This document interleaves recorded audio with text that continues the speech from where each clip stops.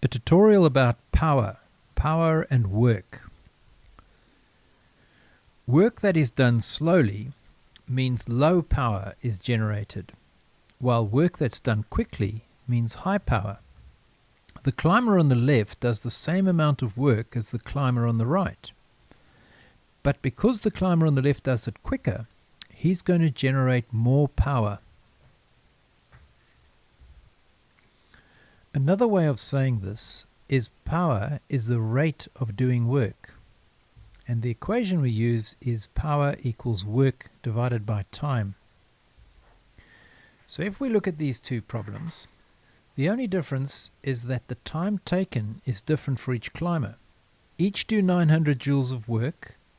The first one took 4.5 seconds and the second one took 9 seconds. If we work out the power for the first one, we'll get 900 divided by 4.5, which is 200 watts. The unit used is watts. In the second case, it's going to be 900 divided by 9. So you see there's only 100 watts generated. So it took a longer time. The power is less. So power is measured in watts, and 1 watt is 1 joule per second, or written 1 joule seconds to the minus 1.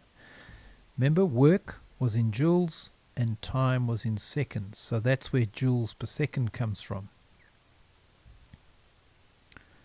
What does it mean if car A is more powerful than car B? Well, there are lots of ways to answer this, but the one way that should work each time is if you say something like car A does more work per second. And that comes from the joules per second, work done per second.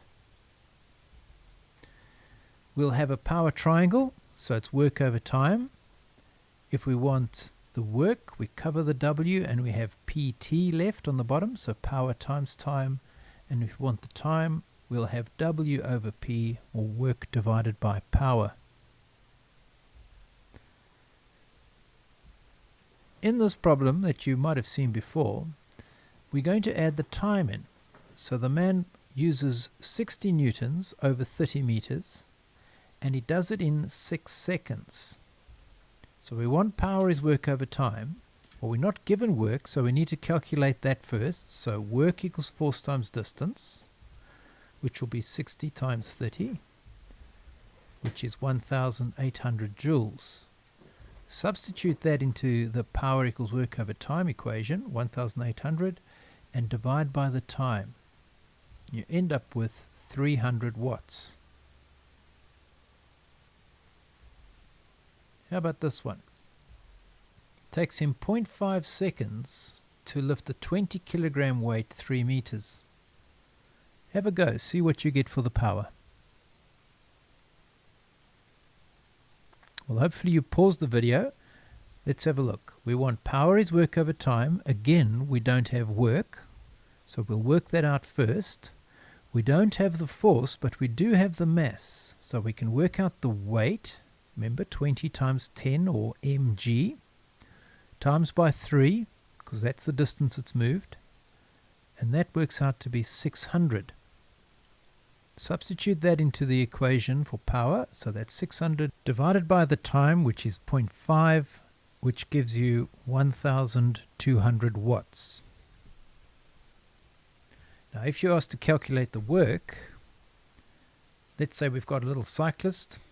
The average continuous power that can be generated by pedaling is about 125 watts. How much energy is used in pedaling for 10 minutes? So see what you can get for that answer. Right, well, we want work equals power times time, which I get from that little triangle. The power is 125.